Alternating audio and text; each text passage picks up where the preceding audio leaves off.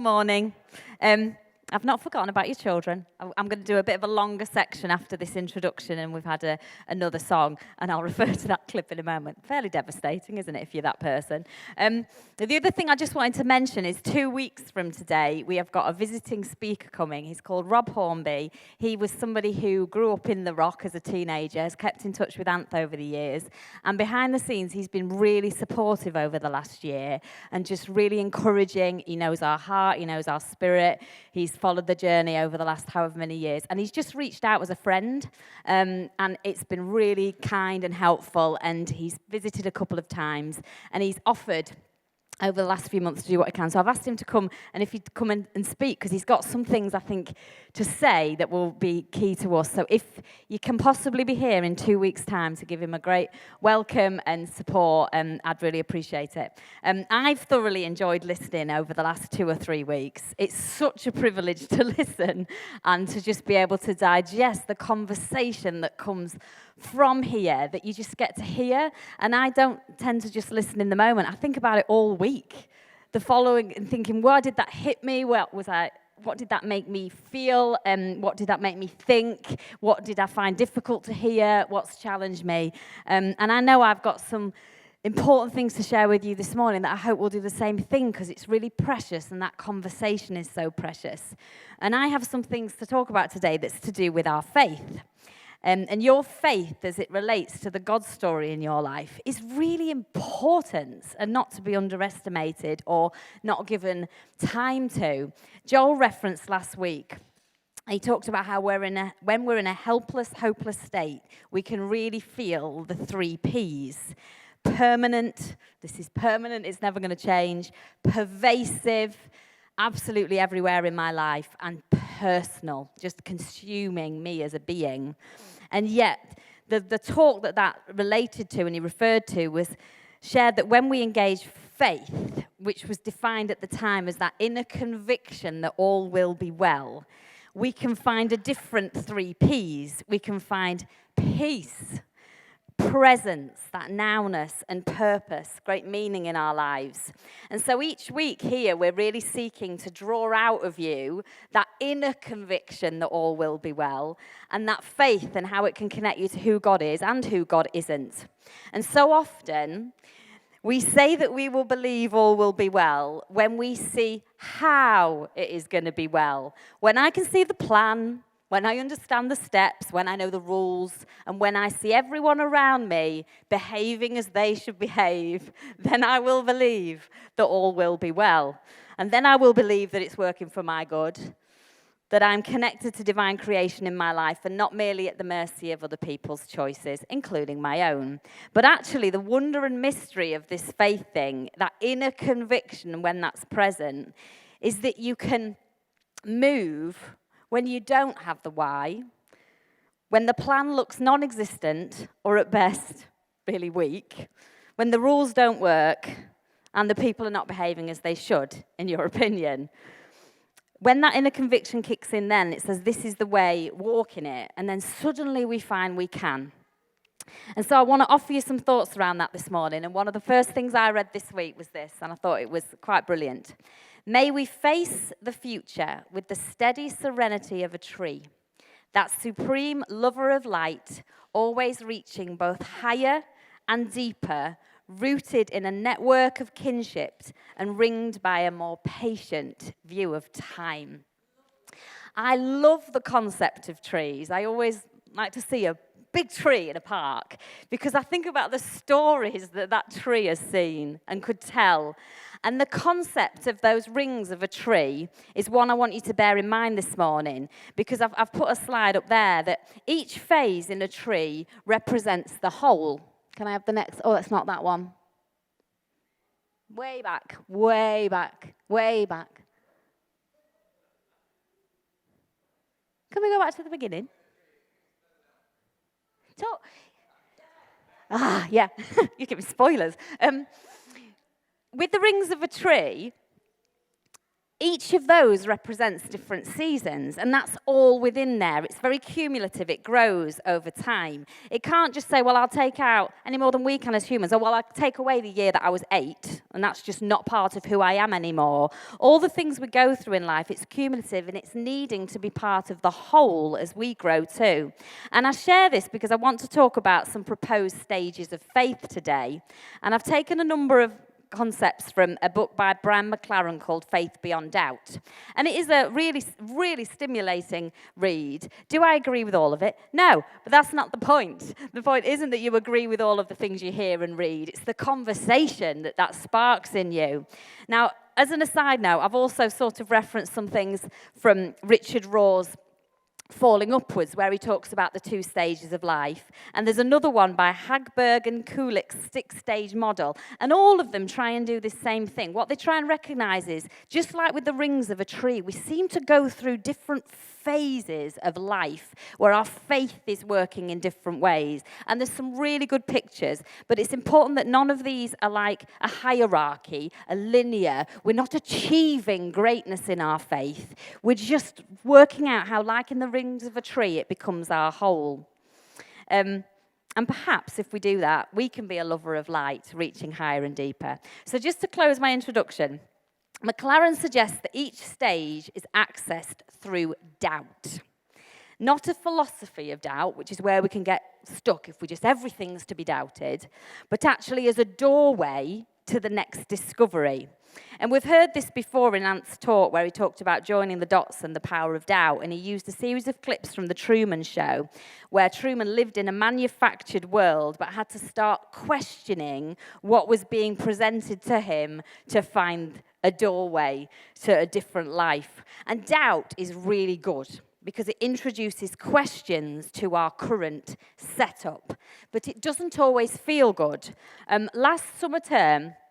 Last year in 2022, I took on too much work at work, far too much work. And there were really mitigating circumstances at the time. I was short-staffed. There were other things going on. So in my mind, I was being incredibly well-intentioned, incredibly kind, and doing great team. Then a colleague presented me with her view of my being kind and doing great team, and she did not find it very kindly or teamly, what I was doing, and she saw my intentions quite differently. And these conversations, when they hit you, you're like, oh, wow, I didn't know what I was doing was being interpreted in that way. And in that difficult conversation, I recognize now that she introduced doubt to me. Doubt about my way of doing things that made sense to me, and I did not like it. But I heard it, and I had to hear it, and I went away and thought about it, and I've had a number of conversations with her since to say, tell me a bit more about when I do that, how do you see that? Because when you start realizing and doubting your ways, conversation is good. And I have changed some things about the way I work as a result of being presented with doubt. But it started with her making me question my approach and my worldview, and it started with me liking it, not one little bit. And so if you don't like what I'm going to say today, in parts, that's good. And will you take I don't like that bit, and will you, because that might be a key bit of your puzzle. The bits you don't like might be far more important this morning than the bits that you do like. So I played that clip at the start, and when we have invested in what we have built in our lives, encounters can be utter destruction. And that guy had spent 2 weekends building something made of 12,000 blocks. And just like that, it's gone. And we can spend a lifetime, way longer than 2 weekends, building our structures. And it's not to be underestimated how these moments feel when they come crashing down. And we would never choose them to happen, and yet it might. So what are the things that we build, and why might it sometimes be brilliant to doubt them? And even when sometimes they come crashing down around us a bit. We're going to explore that a little more today. This is a big topic. If I tell you I've chopped out 2,000 words worth of notes, you won't be here till 12 o'clock. But I do think some of this is going to really spark some thinking, and I hope it does. But there's a lot that I could say about each thing more. But I just want to start here, and then you'll have to go away and give this quite a lot of thought. And if you want to read round about it, please do. So put simply, the book I referenced, Faith Beyond Doubt, McLaren talks about how for him there's 2 stages, the first 2 of his 4 stages of faith. And he links the first one, stage 1, with a submission to authority. And the second one, in stage 2, is the more complex rules that we learn to play in life in order to win when it comes to our approach to faith. Now, we can each have an approach to authority and the rules, and I get that that differs for all of us. If you, like me, were taught to respect authority, you will have very much been in that stage 1. Parents, teachers, your elders, be that relatives or neighbours or people in church, your bosses at work, there was a respect given to the authority figures in your life, and you lived there for probably some time. Now, how you were taught to do that may be a very different story, and it may or may not have been the best and most healthy thing. For instance, you could have been taught that authority was something to be respected and listened to in a way that was providing a really safe framework for you to operate within the world at a young age. Now, Richard Rohr talks about the benefits of such things in his book, Falling Upwards, that I would recommend, how that understanding of there are people to be listened to in your life is a good thing. Now, it could have been that you were taught to respect authority in a fear-driven and controlling way, and I get that. But I'm going to have to park how you were taught it for this morning and just recognize that most of us have known that authority at different points in our life needs to be listened to and their word followed without question. Because it gives us in different situations our rights and our wrongs, the good and the bads, the us and the them, and it tells me what to think and what to do, and then I can think and I can do that. Now, we all retain, just like that tree and the ring of the tree, we all retain aspects of stage 1 in our lives because that's why the world works. So just as a simple example, we drive in this country on the left-hand side of the road. We all follow that rule. Somewhere along the line, we learned that was the authority, and if we didn't follow that rule, we'd have a lot more problems. We might also, a vast majority of us, listen to our teachers in school, our boss at work. We might take the task that we are instructed to do, meet the deadline we are given because we either see the need to or because we don't want to be in trouble. So stage 1 exists. Now, how we approach that, obviously, in the context of our faith, would be the stage 1 authorities who represent God in your life and do this, don't do this. And we'll come on to some of that in a bit. And actually, it's a stage in life of listening to authority that we can see the value and want to keep. So we may want our young children and grandchildren to go to bed when we decide, so they get the sleep they need, and so do we. And we may want people to listen to our instruction if we're the leader because we can see something they don't see from our position that is required for this moment. So authority has its place, and so does listening to it. But there'll be more on that. Now, sometimes we then, at different points in life, can hit doubt in terms of the instructions that we are being given from these authority figures. And we know that following them will help us be right and good and in. But actually, some of it doesn't seem that simple to follow anymore because we have questions.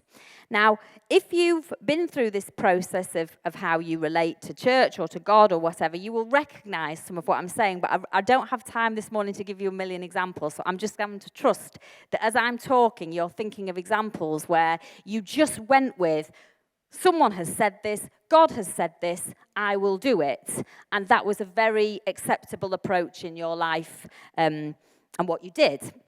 Now, when the complexity starts to be introduced, that's when we can find ourselves thinking a bit more for ourselves, and while still very much attached to figures who might help us to develop what is called pragmatism and problem solving.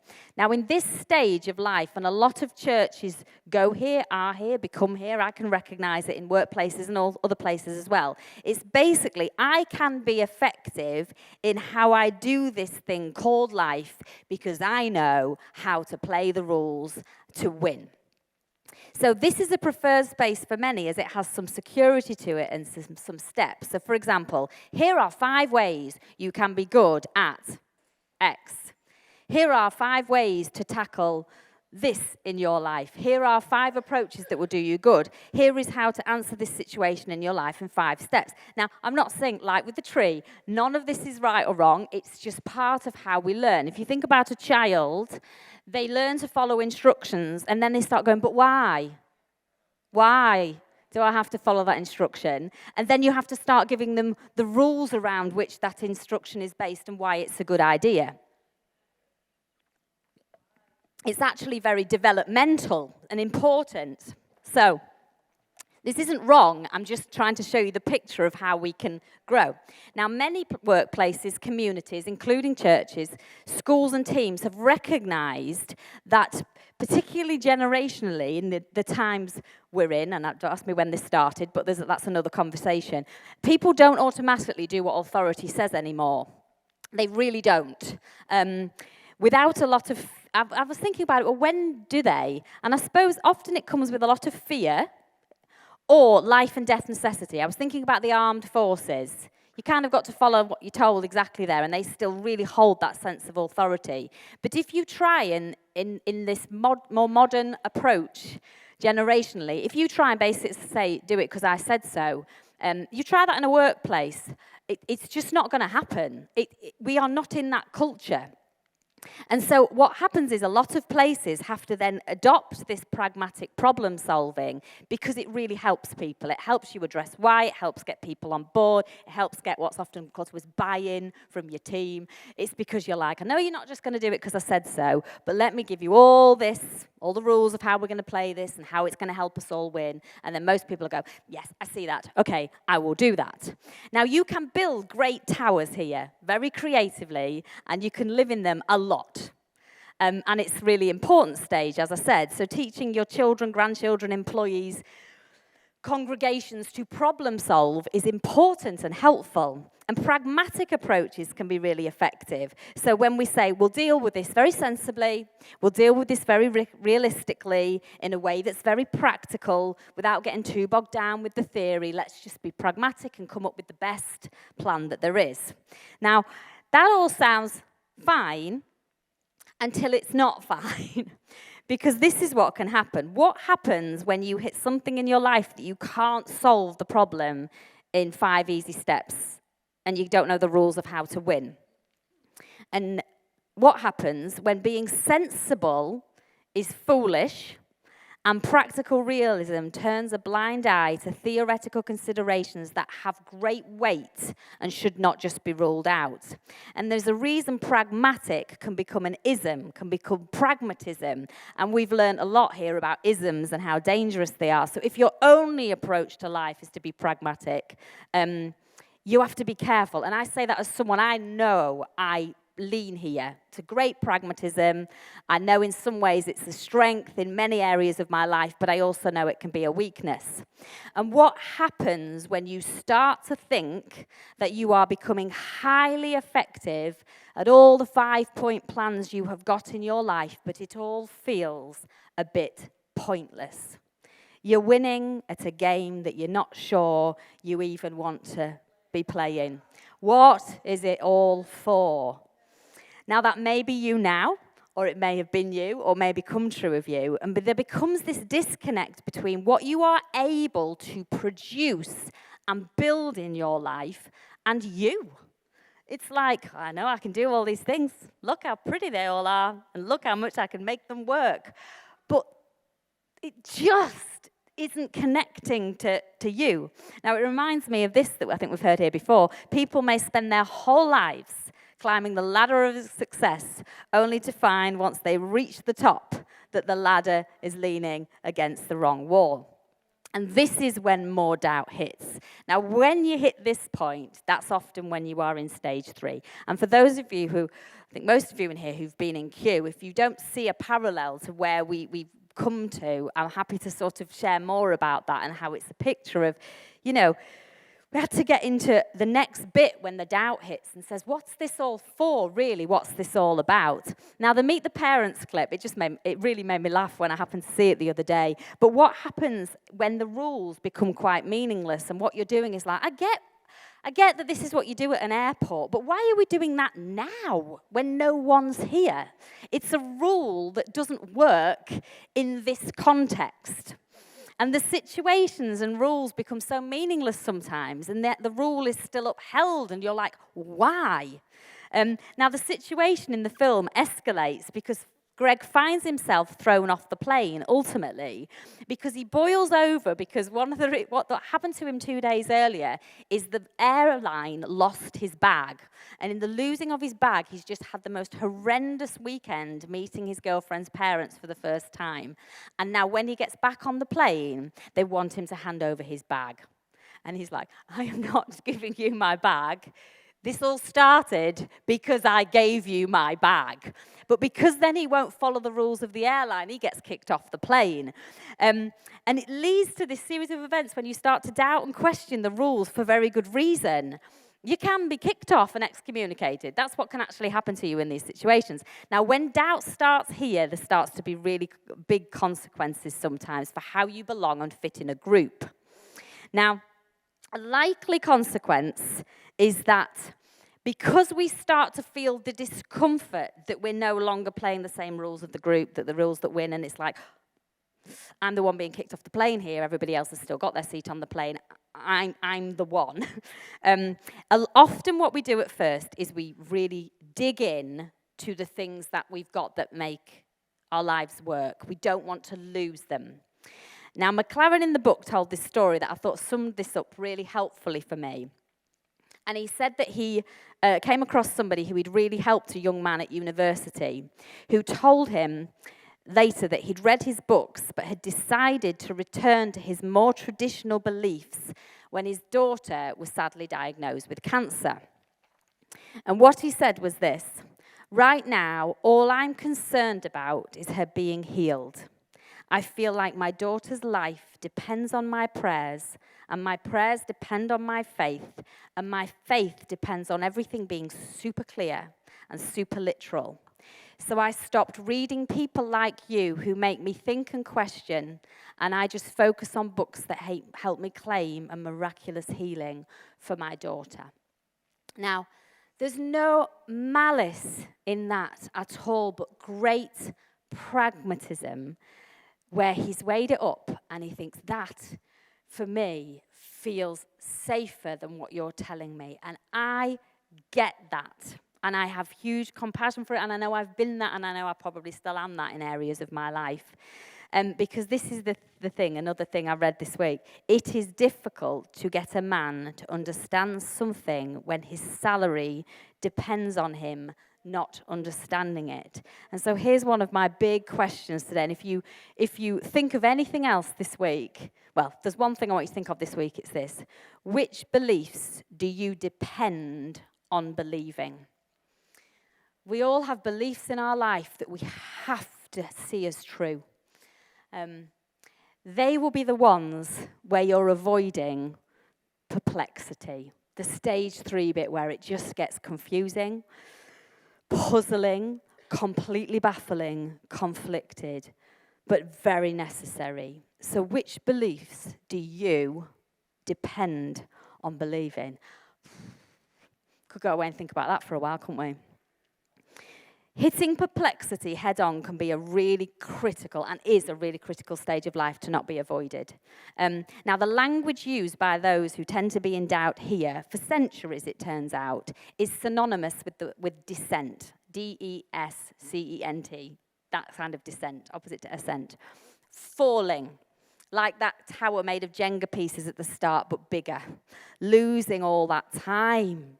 Losing all that time I've spent finding ways to be effective in my life, losing your identity, losing God and your concept of God. No wonder we avoid it, because that's really hard. But we get to a point where we cannot simply trust what we are told, and what we've been told, and what we know, or the playbook we've been given.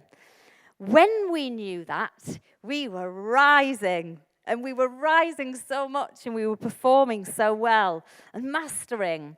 But now it feels like we're falling into so much and we're less sure of ourselves than others. But if we keep walking in this space, there is absolute gold here. There really is. And before I share some of what that gold I think is, I'll just mention that there are things to be careful of in particular when we're perplexed in groups. One in particular is what happens to authority in our lives. You are more likely to keep a group together in stage 1. Tell us what is right and wrong. Tell us me what is good. Tell me what keeps me in. And in stage 2, give me the 5 steps I need to be really effective and successful at this. It is definable, and we like definable. But once you hit stage 3, we're deconstructing, we're asking questions, and any new construct is not yet to be trusted.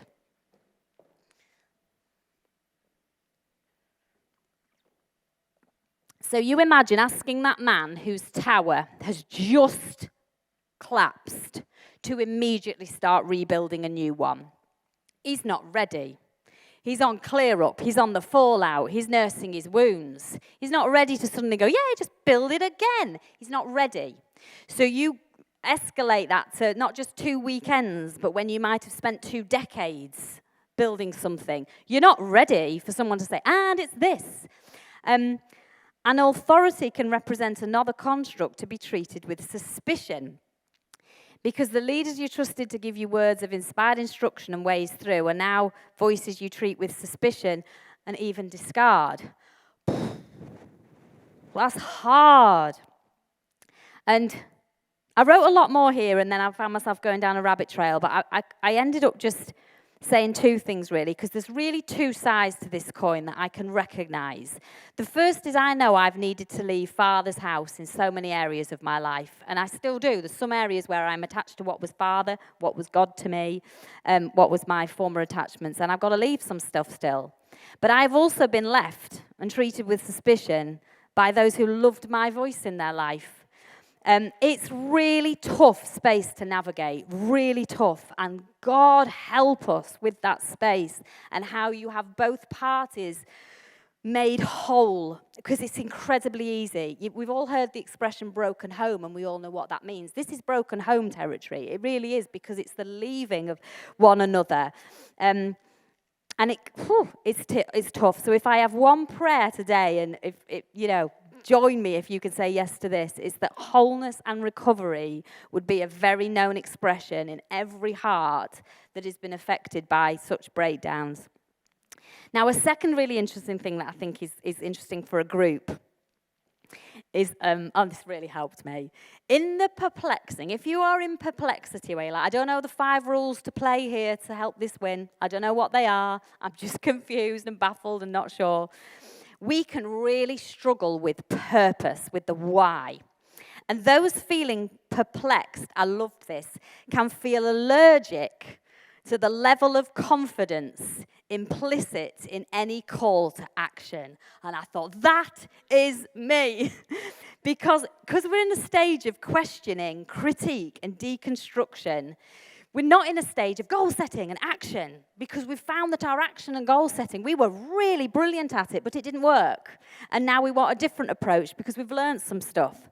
And the focus tends to be on conversation and analysis rather than mobilization and mission. Mission statements and strategic plans evoke memories of conquest. That's stage 2, here's how to win. And stage 1, tribalism. This is us in, this is them out. Let's get them in. This is how we're going to get them in. And you feel it. And this really helped me, because I have an aversion, I'll be honest, currently, to seemingly straightforward ideas of, we could do this. It really reminds me of stage 1 and 2, when it is not presented with a sense of perplexity. Because I am wrestling with the perplexity of church currently, as it is my daily, lived, hour-by-hour experience, I can't just go, we could do this. I just can't do it, because it's more complex and perplexing than that. Now, you may not be, and that's why it may sometimes be frustrating for those of you who see things as simple or solvable, but not perplexing, because for you it's easy. What's the big deal? Now, I know we could settle in the simple and find some plays we could do to seemingly win. I do know that. I'm very good at pragmatism, I promise. You ask anyone who works with me how pragmatic I am. This is called a lateral transfer when we say, these are the rules I was playing to win here. Oh, these aren't working anymore. Don't really want to make it too perplexing, though, so let's just transfer this set of rules to this set of rules here, and we'll play these to win now. We've not actually moved on our faith. We've just transferred the rules we play by to win. But facing perplexity for me is so worth it for reasons you're going to hear about shortly as I close. Now, I want to pause and play you a cartoon. I make no apology. These cartoons are sometimes some of the best things you can watch because the lyrics and the content and some of this stuff is incredible. But I've been singing this song all week. And I want to play you the cartoon version of the song called How Far I'll Go from Moana, because it really captures the spirit of what I'm trying to bring you this morning, because there is a line to cross beyond the current horizon of all of our lives. So let's just have a little watch of this. Beyond what we know and our known beliefs and our known solutions is a horizon of faith. And this is what something I read that, again, I thought was brilliant. There's a slide for this one. Faith is like looking at the sky through a clear or open window with an openness to accepting it as it is, blue or grey, light or dark, starry or sunny, rainy or fair. But beliefs are like blue paint that people decide to apply to the window glass to be sure it will always be the colour they wish it to be. Doubt is like scraping of the paint from the glass. Saying I don't know, I'm not sure, can be the greatest position of strength in this stage of our faith. We get honest, develop sensitivity, we can face ourselves more than ever. And that version that plays to win, we can start to doubt and ask questions and find insight. And this all happens when life gets more perplexing in the ocean beyond the shores of what we've always known. And this, for me, is now the gold. Now, earlier we talked about dissent, D-E-S-C-E-N-T, but it's also about dissent, D-I-S-S-E-N-T, the holding or expression of opinions at variance with those commonly or officially held. We challenge our commonly held narratives and the commonly held narrative, and we find the courage to doubt, to question, to interrogate, and we find light in the darkness of things we accepted before without question, and in the crises that force us into new thinking, if we keep walking. It's difficult. Yes, it is, because it feels like an ending, because it is, and it's unsettling because it is. And we can feel so disloyal, but allowing the doorway of doubt is actually a loyalty and faithfulness to the pursuit of a greater truth. And when we know the truth, according to Jesus, it's going to set us free. That doesn't mean it's fun. So your honest doubts may ultimately be your greatest blessing. So these are the slides that sort of flashed up earlier. But again, I read this, and I found some of it challenging, actually. But I thought, do you know what? That's why it's good for me then. I've got to look at the bits I find challenging and think, why? Blessed are the curious, for their curiosity honors reality. Blessed are the uncertain and those with second thoughts, for their minds are still open. Blessed are the wonderers, for they shall find what is wonderful. Blessed are those who question their answers, for their horizons will expand forever. Blessed are those who often feel foolish, for they are wiser than those who always think themselves wise. Blessed are those who are scolded, suspected, and labeled as heretics by the gatekeepers, for the prophets and mystics were treated in the same way by the gatekeepers of their day. Blessed are those who know their unknowing, for they shall have the last laugh. Blessed are the perplexed, for they have reached the frontiers of contemplation. Blessed are those who become cynical about their cynicism and suspicious of their suspicions, for they will enter the second innocence. Blessed are the doubters, for they shall see false gods. Blessed are the lovers, for they shall see God everywhere. Now, some of you need to hear that this morning to know actually there is blessing in the season you find yourself in. And I would encourage you not to make your lateral transfer and just go back to something that you can solve. Stay in this bit. But some of you may not feel perplexed this morning, and that may be because you have hit stage 4 harmony, where according to McLaren, all that remains is your faith expressing itself in love, an integrated life, reconciled. And perhaps, and I hope so, or it may be that you feel harmony because you like the rules you found that you can play to win, and you play them, and they're still working for you, and that can feel so harmonious. And I don't want to pull the rug, or the rung, if we're thinking of ladders, from under you, but I confess to wanting to shake that ladder a lot. I do. I want to shake that ladder a lot, because please will you, with me, be open to some more doubt. Because if doubt is the doorway, and we're not currently got anything doubtful about any of our approaches to life, we're not going to find any new doors. And some of your life is effective, but the ladder is indeed leaning against a wall that you may not be glad you've climbed, that may be doing harm to you or others, and that's betraying some things you would, if integrated, stand for. So where do you need to doubt the voices in your life and your pragmatic problem solving that represent what holds authority in your life, your God, and shake things up a little to get into some perplexity and then later into some integrated harmony in your life? Now to close, in the film Wild, we see Reese Witherspoon in the role of Cheryl. Now her marriage has not worked out, her mum has died, and hope has gone. So she tries to find a solution, and she opts for reckless and quite destructive behavior. But then one day, she makes a rash decision. She's like, I'm not playing to win here. I'm going to put myself into perplexity. Although I'm not sure it happens that easily. I think it's often forced on us. But with absolutely no experience, driven only by sheer determination, Cheryl hikes more than 1,000 miles of the Pacific Crest Trail alone. Wild powerfully captures the terrors and pleasures of one young woman forging ahead against all odds on a journey that maddens, strengthens, and ultimately heals her. And I read this idea this week that we need to re-wild God. Let our mind go wild around the concepts we hold, abandoning some beliefs, leaving the fortress and hiking instead on a trail.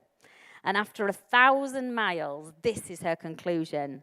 My life, like all lives, mysterious, irrevocable, and sacred, so very close, so very present, so very belonging to me. How wild it was to let it be. Take a look at this.